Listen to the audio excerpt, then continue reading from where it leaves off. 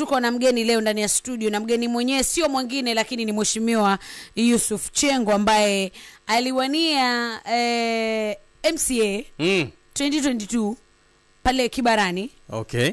Ambapo Mheshimiwa yule wa Milele alichukua. Wa Milele. Anaitwa Milele. Kea yule, si ni Kea, si ndio? Kea Milele. Yes. Okay.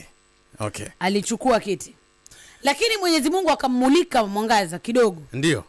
Ule mwangaza ulivyokuja kamwangalia, kijana anaweza fanya nini huyu? Mchapakazi, ana maneno, anajua kuongelesha watu, anajua kutuambia uongo na ukweli.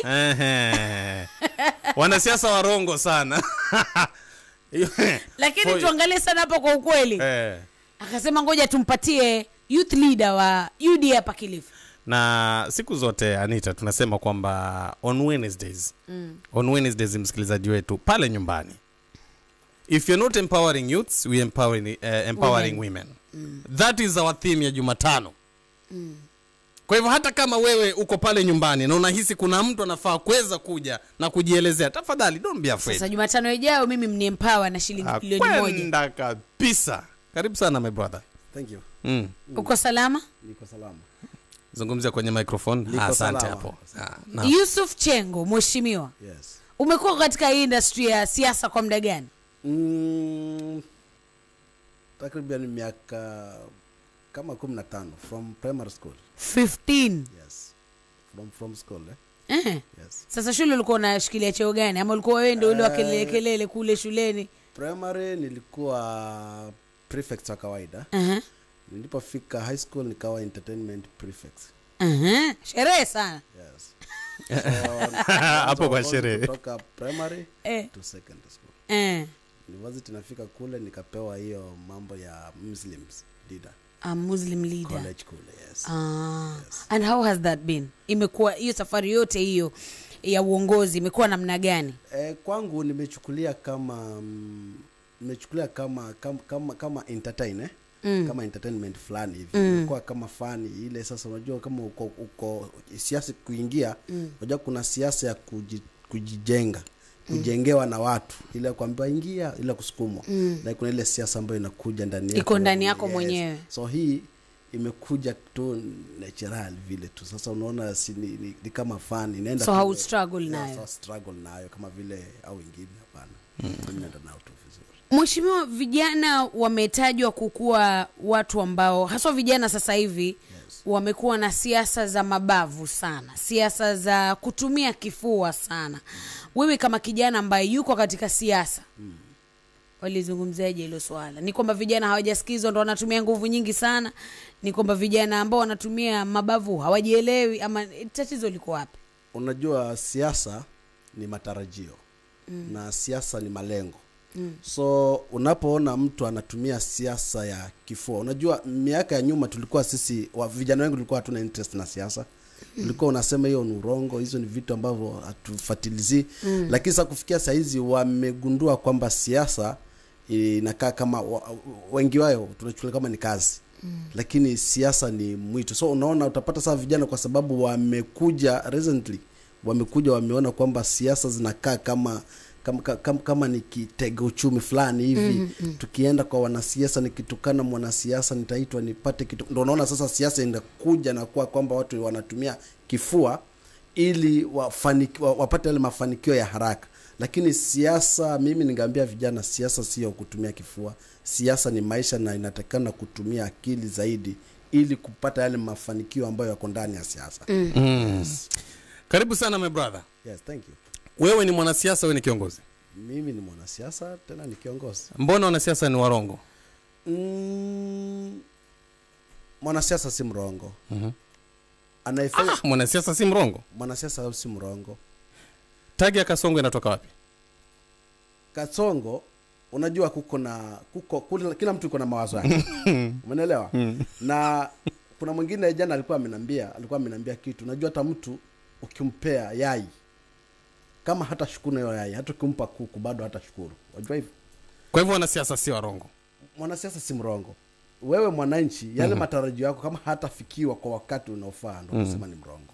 Yes. Wewe ni mwanachama wa UDA. Mimi mwanachama wa UDA. Party leader wako. Yes. Rais wa taifa la Kenya. Yes. Mmedanganywa wa Kenya, hamjadanganywa wa Kenya? Hajadanganya wa Kenya.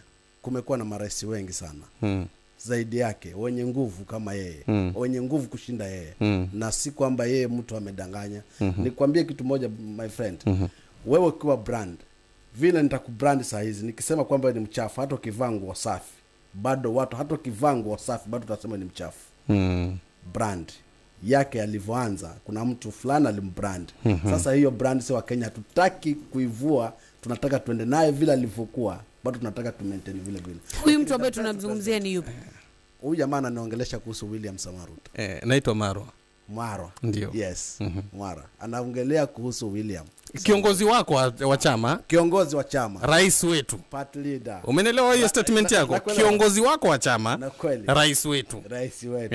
Sasa hivi katika ile blame yenye tunasukumiwa ni kwamba UDA, chama ambacho wewe unawakilisha kama kiongozi wa vijana hapa Kilifi. Yes. Mmetapeli wa Kenya sana kwa kutoa ahadi zisizotekelezwa. Tuzungumzie ahadi za nafasi ya vijana katika chama cha UDA. Na ahadi especially hapa Kilifi, maana yake ndio umeweka mizizi. Yes. Katika sehemu yoyote ya Kilifi utaingia pale na usimame kama youth leader wa UDA Kilifi. Do you think as a party mmefanya enough? Ambapo mwenye Kilifi sasa hivi, mwana Kilifi, kijana wa Kilifi, mama wa Kilifi, baba wa Kilifi ambaye yuko pale nyumbani atasema kweli yes, iko sawa. Na kama hajui, naomba tueleze. Unajua katika 100% tumefanya kama 50%. Tumegawanya katikati. Twende nalo. Kwanza ukiangalia Kilifi, hapa Kilifi. Zungumzie kwa microphone tafadhali. Hapa Kilifi. Ndio. Kuna vitu ambavyo kada zimeanza kufanywa. Tukija tukiangalia kwa mfano tu, twende tu ya recent. Jana. Thank you. Jana tulikuwa pale kwa Karisa Maita Ground. Hiyo ni kitu ya kwanza ambayo mbunge wetu, hii Kilifi imekuwa county ya 4 kufikiwa na ule na ule mradi ambao ulikuwa pale Karisa Maita. Mass recruitment ama? Yes, mass recruitment. Hiyo yenye ilikuwa tunachukua vijana waende wafanye kazi ng'ambo. Kazi majuu. Kazi majuu. Hiyo ni achievement ya kwanza. Sasa ya kwanza hiyo nimeanza tu. Okay. Naendelea. Na zi note down Yes. Ile pale tulikuwa tuna target tayari kila ward. Tuna target watu 40. Na tayari mbunge wetu pale ambaye ni Owen Daktari alikuwa amesema kwamba katika ward za Cliff North tutakuwa na vijana 45 kila ward. Na hiyo ni kitu ambayo mimi kama kijana ninasisitiza kwamba lazima ifanyike, ili hawa vijana ambao wako hapa mtaani wafanye nini? Wapate kazi, waende wafanye. Pili, suliona tulikuja tukalaunch nyumba za bei rahisi pale. Okay. Hapa. Tezo pale. Kwetu kabisa pale. Jana tayari mimi nilikuwa hapo, nilikuwa ninaangalia vijana hapo. Nilienda pata vijana zaidi ya 15 kutoka hapa ward moja tu. Kutoka ward hii ya hapa ward ya Tezo. Wameandikwa kibarua pale. Kuna vijana kutoka Kibarani kama sikosei kama 10 hivi. So kuna wafanyikazi wengi wa mkono ambao sasa ni vijana wamepata ajira pale. Ukimuuliza, unajua wengine wanasema kwamba wewe unachukua mtu unampeleka kazi ya mjengo sema mpa kazi. Wale vijana ukiangalia, nikiuliza education level yao ni class 8 form 4 ambao hapo chini. So utapata wale vijana pale wanasema walikuwa hawajui watakula nini ama watakaa wapi kikazi, lakini pale kwa sababu wamepata kazi unaona wanajivunia pale. Okay. So hiyo tayari ni achievement karibu ya pili. Okay. Ukija ukiangalia tulianzisha ule mfumo wa ajira digital employment, hii mambo ya ajira. Content creators. Ambao mnawakata kodi tena sana ya juu. Wachana na hiyo. Hiyo sasa lazima. Unajua kama Mkenya lazima ukatwe kodi. Hiyo huwezi kukwepa. Okay. Huwezi kukwepa. Nchi itaenda vipi bila kukatwa kodi? Okay. So pale kwa Owen, pale kwa ofisi yake, kuna vijana zaidi ya 25 wanaendelea kujifundisha pale namna ya kutafuta kazi kutumia mtandao. Wako pale. hiyo digital nini employment. So bado wanatafuta, hawajapata. Hapana, wanasoma kwanza. Lakini tayari kuna wengine tuliwapea certificate kama 40 hivi. So saizi wengine certified by NEC ama certified by who? Certified by NEC. Certified by NEC. Kama ulikuwa juzi tukiwa pale tukiwa pale kunaitwaje hiyo CDF office hapa. Ya hall. Tukiwapa certificate. Na tayari wale vijana wamepata ujuzi wa kufungua cyber zao, wengine wawe na mwasaidia kitu kidogo cha kufungua hiyo cyber, wanapata risk. Kwa hivyo sisi hii serikali tunaiona Kilifi. Kilifi tukicompare na hapo nyuma. Hii serikali imetuangalia. Lakini kwa hizi zote unataja Owen. Tuko na maeneo bunge mangapi? Okay. Unajua kama mmeanzia hapa. Najua. Okay. Najua. Tukienda pale Kaloleni kwa PK. Pia unajua mimi nakutajia hapa Kilifi sababu nakutajia hapa hii yetu Kilifi North kwa sababu kidogo ndo nimebezana niko, lakini sasa tukienda Suliona tulikuwa kule kwa Amina Munyazi. Tukawa kule kwa PK. Mkifanya Amina mko mnafanya nini? Hiyo tu. Hizo mambo za digital empowerment. Yes, digital empowerment. Okay. Tukawa pale ukija ukaona kwamba kuna kitu ilikuja ikajaribu kupea account lakini wakatufed. Tulikuja chini ya maji tukapea account hapa. Waandika wale vijana. Tukaona kwamba corruption kidogo italeta shida. Ule mradi tukautoa. Mradi upi? Ulitoka kwa president. Ulisikia kazi mtaani. Unaona ilitembea sana. The Green Army Nairobi inaitwa Green Army. Yes, unaona ilitembea county mzima. Lakini sasa kwa sababu ya ufisadi kidogo tukaona hawa watu watafanya nini? Wataendesha hiyo, wataitumia kama ngazi ya kupandia pale juu kutumia nini? Ufisadi. Ndio serikali kuu ikafanya nini?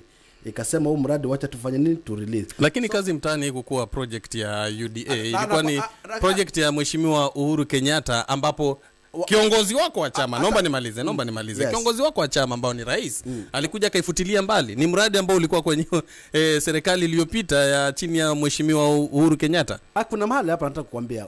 Juzi wachana wakati wa Uhuru Kenyatta.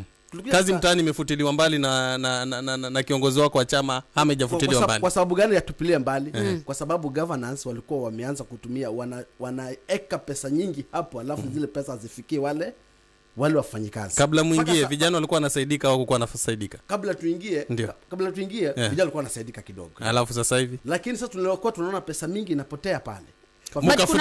Kuna mitigations zenye zinaweza zikatumika kustopisha hiyo pesa. That's why kuna anti-corruption commission. Ndio maana tukastopia. That's why kuna kitengo cha usalama. Ndio maana akastopisha, akasema afadhali tuwepeleke pesa kwa nini? Kwa nyumba za bei rahisi. Tuliconvert. Okay. Yes. So now mimi I'm a very logical person. Yes. Na mimi wanapenda mahesabu sana. Twende mahesabu. Watu 15 ambao wapo pale kwa affordable housing. Yes. Ambao wanatoka ward ya Tezo. Yes. Na umesema kwenu kuna kama 10 Kibarani na kwingine. Yes. Now, kazi mtaani mimi najua kuna kina mama ambao walikuwa wanafanya unaona kufanya usafi, kufieka kwenye mabarabara, kupanda miti. Right now it's not happening kama vile ilivyokuwa inafanyika pale zamani. So tuna empower watu wengine tunawaacha nyuma.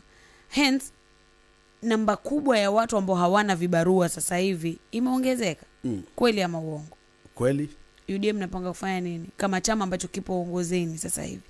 Nyinyi ndio mko kwa ground, kama kiongozi wenu maoni, mwambie kiongozi wetu tulitoa mradi ambao ulikuwa unaendelea lakini tukautoa kwa sababu ya corruption. What are the options mmempatia kiongozi wenu kuhakikisha kwamba wale vijana ambao walikuwa wanafaidika na ule mradi hata kama hawakuwa wengi bado wanapata mlo wa siku?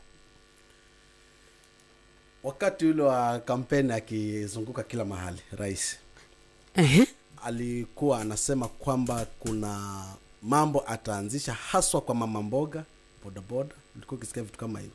So kuna funds ambazo sisi kama wana Kilifi, unajua kama vijana ama kina mama wetu tusikue wavivu.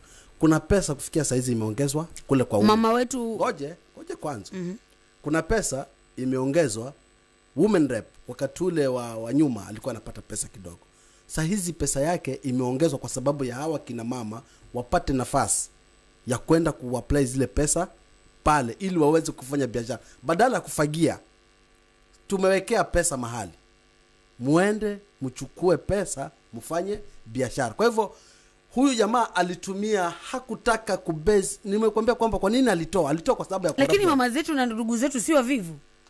Okay, nakubaliana na wewe, lakini kwa nini tuchukue mama afagie, na hapa kuna pesa ambayo mama anaweza kufanya biashara, si aenda. How easy is it ku access hiyo pesa ambayo unaizungumzia? Okay, sisi urahisi wake uko wapi? Unajua kiongozi anategemea kiongozi na kiongozi, si ndivyo?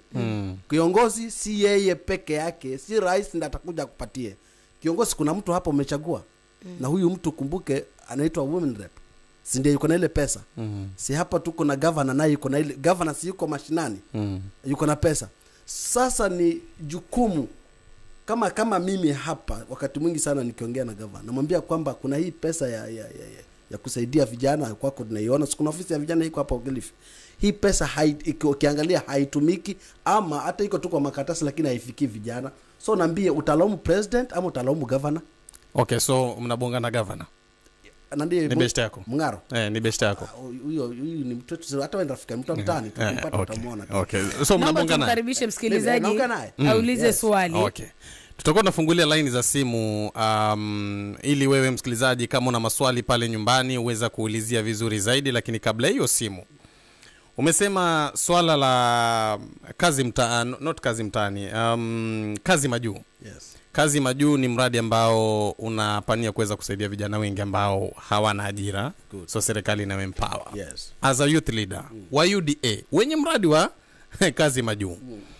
Quick calculation, jana kumekuwa na recruitment inafanyika hapa. Yes. Katika uwanja wa Karisa Maitha, right?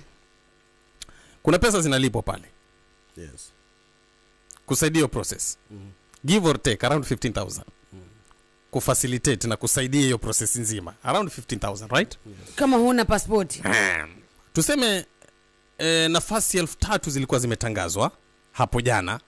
Sawa, 3,000. Hawa watu 3,000. Mahesabu ya haraka. 3,000 umewapatia kubwa sana Kilifi. Ama walisema Kilifi 3,000. Sio maneno yangu.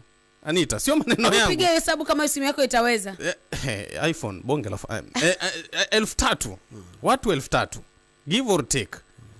Kila mtu analipa shilingi 15,000. Kama watu 3,000 walijitokeza jana wote, serikali imekusanya milioni 45. 45 million. Sawa.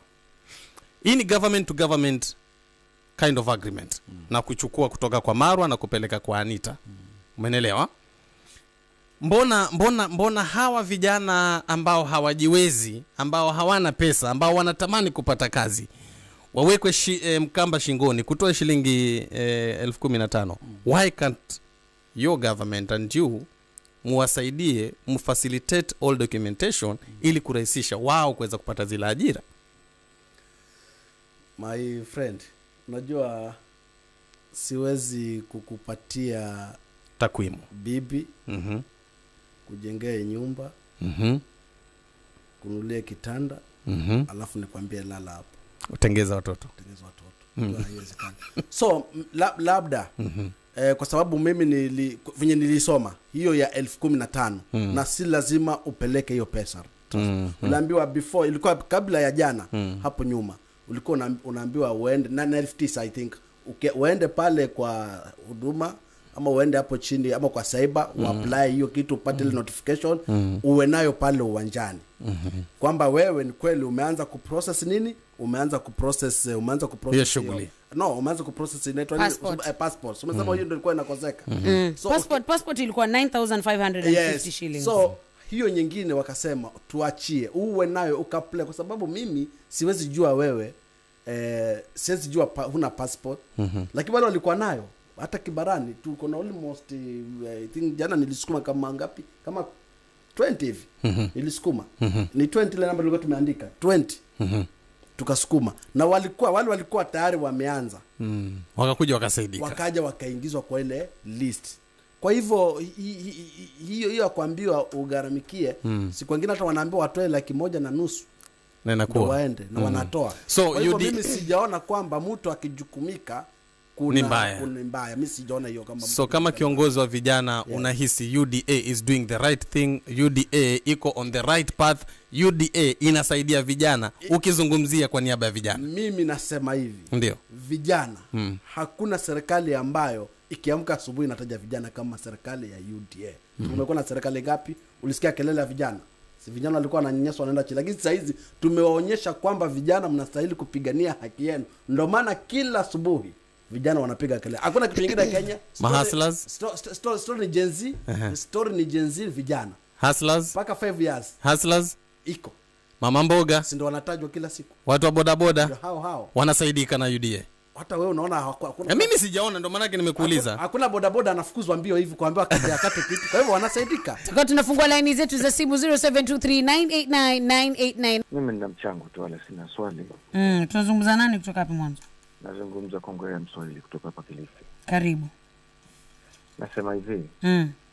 Hii ni aibu kubwa sana kwa taifa na viongozi wa taifa. Kwamba wameshindwa kabisa kubuni nafasi za kazi hapa nchini. Na unakumbuka wakati wakifanya kampeni, serikali hii ya UDA ilifanya kampeni sana wakisema kwamba watatengeneza mambo ya ajira yawe sawa, vijana wapate kazi hapa. Sasa hivi kazi hazipo Kenya, kazi zinakwenda kufanya nchi nyingine. Kwa hiyo vijana sasa kila karibu eneo bunge, wabunge wengi imekuwa ni kama karakana hii sasa ya kuchukua vijana wanakwenda kufanya kazi nje. Kwa hivyo ina maana vijana watakwenda nje wakazalishe nje, lakini uzalishaji wa nchini hapa watu wafanye kazi, manufaa yabaki hapa hamna. Labda niseme kitu kimoja, Anita Santuri. Naam. Mambo haya ya vijana kuchukuliwa kwenda kufanya nje ugaibuni hayaanzi leo. Nafikiri kama miezi mitatu iliyopita umesikia kumekuwa na tetesi za kuvunja moyo na zingine za aibu. Vijana wamekwenda wamepunjwa hela. Zimekuwa ni karakana za kupunja wa Kenya, na vijana sasa hivi wamekuwa ni kama wako hopeless. Unajua mtu ukiwa hopeless, ndugu yangu, hata ukimwambia kula michanga utapona, anaweza kumkuta anakula. Sasa hivi serikali ni aibu tena kubwa sana, wabunge wazima ambao wao wenyewe kazi iliwashinda, hawana kazi, wakaja kwa sisi wananchi tukawapa kura tukawapa kazi, wako ndani ya bunge. Sasa hivi wanasema hamna kazi nchi hii, wao sasa wanachukua vijana wakawapeleka nje kwenda kufanya kazi.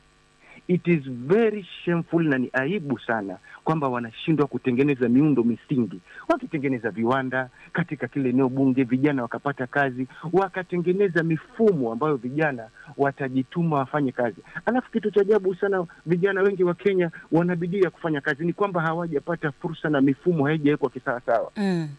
Lakini viongozi wa Kenya na si wa Kilifi, Kenya nzima, wao sasa imekuwa wamewatumia hawa vijana kama karakana za kuwapunja tu. Ndio unaambiwa sijui peleka 15,000, vijana wenyewe hizo kazi hawana, sijui 9,000 tafuta passport, mara wakienda kule pia hamna.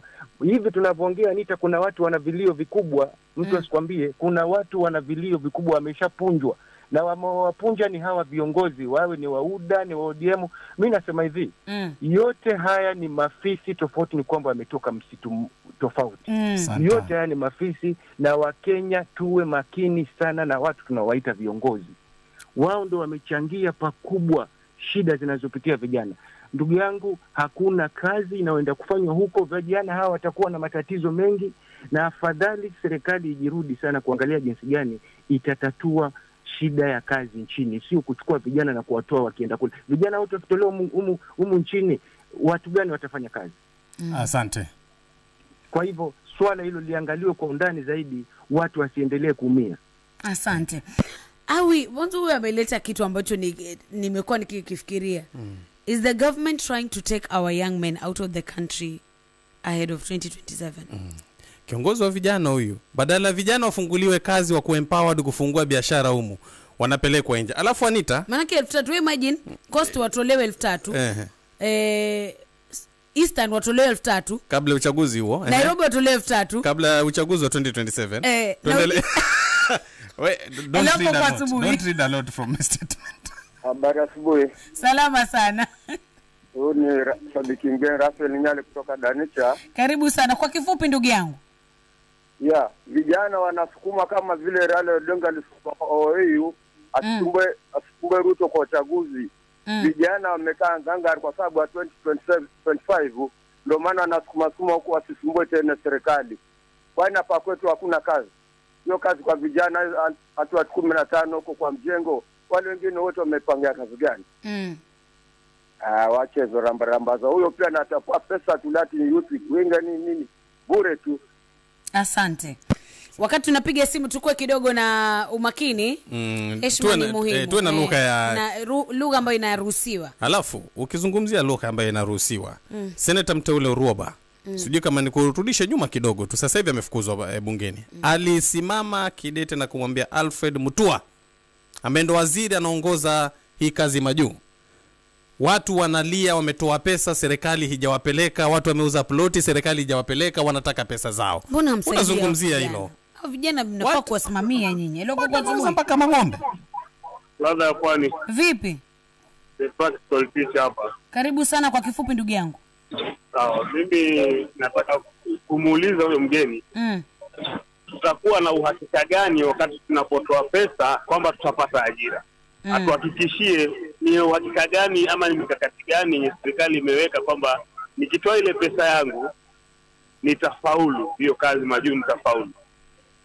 Okay. Asante. Nauliza swali nzuri zaidi. Naomba tulijibu hilo swali, manake naona ni muhimu sana. Kuna uhakika gani ama ni kama ile ya kuangalia daktari na ujue kama utapona ama unaenda? Eloko kwa asubuhi. Habari asubuhi hapo studio. Nzuri sana mama. Kifupi. Yusuf, jambo. Zungumze kwa microphone. Thank you Mama Boshori. Mama Boshori, yes. Nataka kusema hivi. Yes. Hapa Kilifi watu wameaidiwa sana. Na huko kuchukua vijana kuwapeleka majuu ni kama ni kupoteza. Kiwanda kiko hapa cha Mkoroshoni hakifufuliwi. Kungekuwa na viwanda hapa, vijana wanapelekwa huko, si wanaenda kuoa huko, waekeze huko. Sasa tutakuwa twajenga twabomoa. Hivi sasa huyo Yusuf yasema mambo ya jenzi, waliopelekwa ni hao vijana. 2027 kutakuwa na kijana nani hapa? Okay. Viwanda vipo Kilifi, wewe kama kiongozi wa UDA wa vijana unapiga msumari vijana waendelee kupelekwa nje badala ya kusaidia wasalie huko. 0723989989. Ladha ya Pwani. Vipi? Poa sana, msalimie mwanasiasa. Ashasalimika. Kwa sababu nimesikia kiuliza wewe ni kiongozi ama wewe ni mwanasiasa. Akasema mimi ni mwanasiasa tena ni kiongozi. Which means hatujui yuko wapi ya? Bwana Yusuf. Yes. Mimi nimekuja kukuuliza swali moja. Yes. Na hilo swali mwanzo Marwa ameniuliza, akasema ya kwamba kuna wakati kulitokeza tena hii ikasemekana ya kwamba vijana watoe pesa, kuna ajira. Yes. Wanaenda. Vijana wengi wakatoa pesa, lakini mwisho wa siku hakupatikana hiyo nafasi. Na kuna wale walirejeshwa pesa, lakini sasa zilirejeshwa nusu. Yes. Haya, hii tena imekuja. Tutajua, tuna uhakika gani kwamba hii pia ni scam ama sio scam? Kwa sababu obvious ndio hao mmewaweka uwanjani pale, wamechomeka pale na jua. Haya, mmewapa uhakika kwamba wanaenda kazini. Na hizo kazi zenyewe wanaenda, mnasitaja sijui bodaboda, sijui security, sijui kitu gani. Na hao ni vijana. Mama Boshori akauliza, hao vijana wote mnawasafirisha mnawapeleka kule. Haya, nani atapigia wale vijana wengine? Nani huyo atapiga kura? Isitoshe, wakati wa financial bill tuliona kilikuwa kinatendeka kwa vijana wetu wa Kenya. Kulifika mahali siwezi sema kwamba sisi kwa na watu kwamba serikali labda ilikuwa na hasira na majensi, lakini tuliona vijana wengi walipitia machungu, wengi waliuawa, wengi walifanywa unyama. Lakini after hiyo mnakuja mnasema kwamba kuna kazi zimepatikana majuu. Mtatuhakikishaje usalama kwamba tujue kwamba wale vijana wanapoenda kule watakuwa salama na watarudi salama? Kwa sababu najua nyinyi wanasiasa, mimi nitasema kwamba serikali ya UDA sio viongozi, ni wanasiasa. Kwa sababu siasa ndio mnapiga nyingi. Tukifuatilia vizuri kabisa kutangia muingie kwenye uongozi, tunaangalia ya kwamba kuna huyo miaka ambayo imeisha, sasa hivi naelekea kama ule mwaka umebaki mmoja na nusu, sio? Yes. Twende kwenye kura. Hamu kufanya yale maendeleo ambayo sasa hivi mnajishasha nao mnafanya. Lakini sasa mnasubiri wakati tunaelekea kwenye election ndio mnaamuka mnazinduka kwenye usingizi mnasema kwamba tunataka kufanya maendeleo, tunataka kusaidia mama mboga, tunataka kumsaidia bodaboda na vijana. Mbona hamu kufanya haya mwanzo wakati mlikuwa mnasema kwamba 100 days kwenye tunaingia mamlakani tutakuwa tumefanya maendeleo mengi, tumeinua mama mboga, tumeinua bodaboda. Mbona hawa bodaboda ndio mnaanza hivi kufikiria na hawa vijana wakati ambao muda umefanya nini? Umekamilika. Sasa tuhakikishieni usalama wa hawa vijana ambao wanaenda majuu. Asante sana Aisha. Naomba ongee karibu na mic.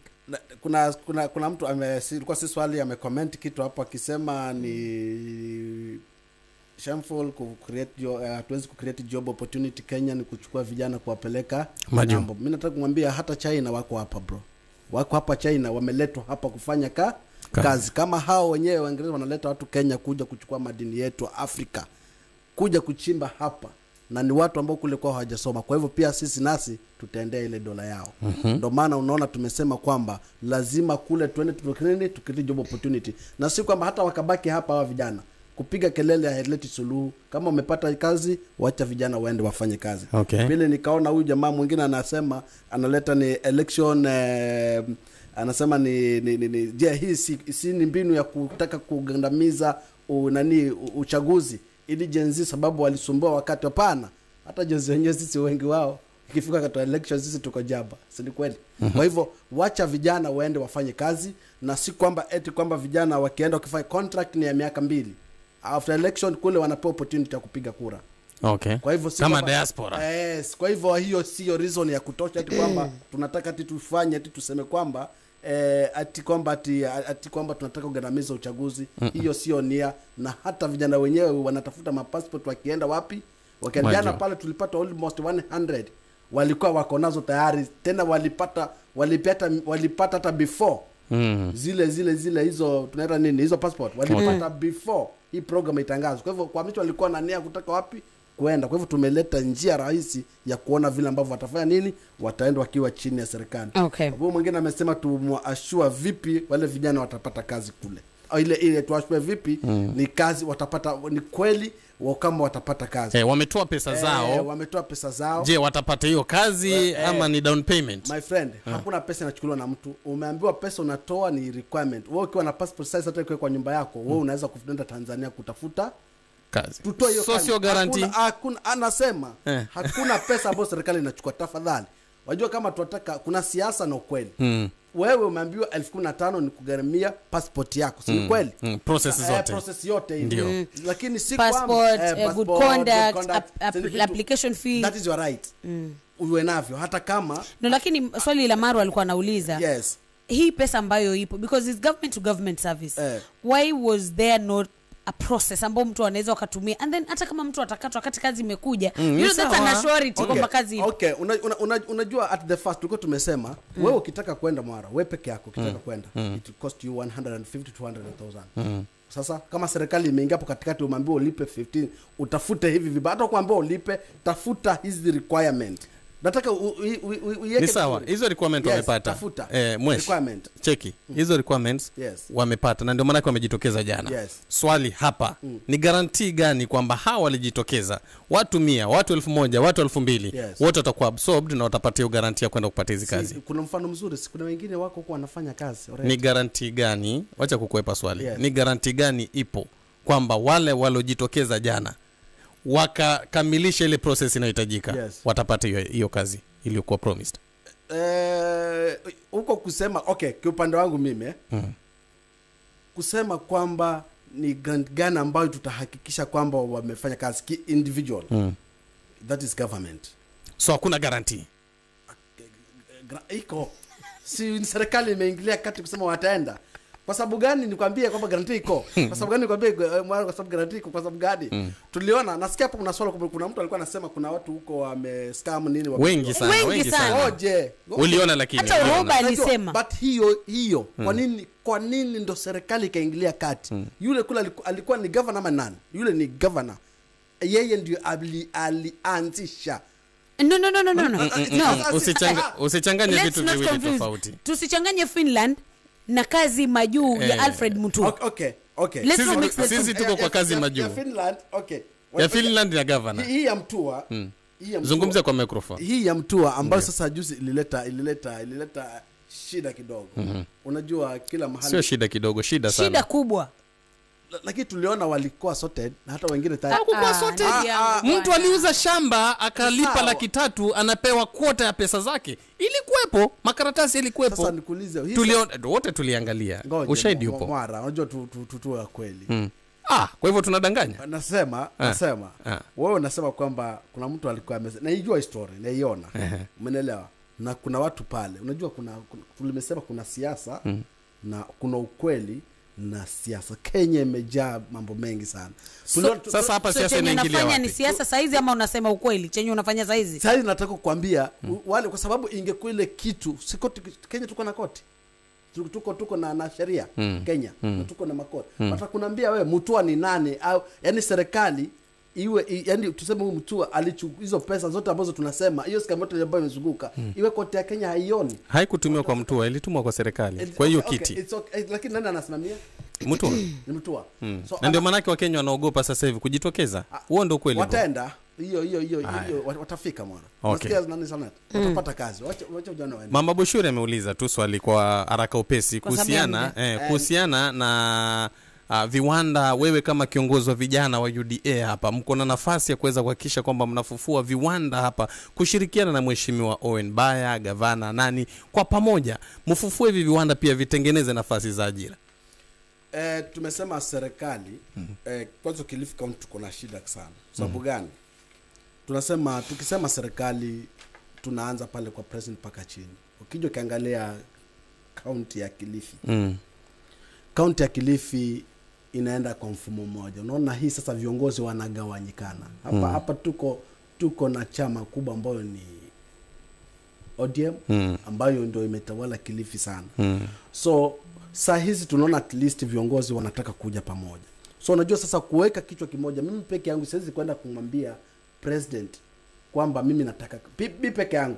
Lazima aone kwamba pale watu wa pale wako na msukumo. Awe governor, mbunge, MCA, nyinyi kama viongozi wa vijana, kama viongozi wa Kilifi, wachana mambo ya vijana. Kuleta manani hapa ma industry, lazima viongozi washikane. Sasa utapata hapa governor ni mpinzani labda MCA hashikani na nani na president huyu anatukana president, itakuja vipi? Unaona juzi waliposhikana singia baba na limo walipokuja pamoja wakasema kwamba sisi inakuwa broad based government tumekuja pamoja, unaona pesa iliekwa barabara na limo. Kwa hivyo hata hiyo ya mambo ya industries hapa vile ambavyo jana tuliona rais amekaa na viongozi wa pwani na kuna msukumo wa kwamba hapa Kilifi kuwe na viwanda vitakuwa. Naomba tumalizie kwa sababu ya muda. Funga mchezo. Ukisema kwamba 50% nyinyi kama UDA na serikali mmetimizia wa Kenya. Yes. Mimi niko tu hapo. Kuna question mark kwa sababu umetupa slides 2-3 peke yake. Anyway, funga. Itabidi tukuite zaidi vizuri. Zungumza na Wakenya. Ya masaa mawili. Mimi ningetaka kuambia Wakenya kwamba kila kitu kinaenda na wakati na kila kitu kinapenda utaratibu. Kenya president serikali hii ya UDA ilipopata serikali ilikuwa hali mbaya. Hata ukiangalia hii Kilifi County tulikuwa sisi tuko hali mbaya. Tumelilia barabara ya Ganze, tumelilia kazi za vijana. Saa hizi tunaona at least kazi za vijana tulikuwa tunafanya kusikilia mbali. Hata saa hizi hii county yetu tulikuwa katika ule mambo ya hii ajira hiyo yenye ilifanyika Samaita ilikuwa haikuji Kilifi. Lakini kwa sababu tunaona kwamba tuko na kiongozi hapa ambaye ni kiongozi wa wachache aliye bungeni amejaribu kusukuma paka tumefikiwa. Sisi tulikuwa tuko karibu wa 10 ambao sasa labda hiyo program ingeishia katikati hatungefikiwa hapa. Kwa hivyo mimi ningesema watu wa Kenya tukae na subra. Mambo yanakuja. Mmefanya enough kurudi serikalini 2027. Hii serikali nafikiri wewe mwenyewe ukitizama vinaenda na nani? Coco FM, ladha ya pwani.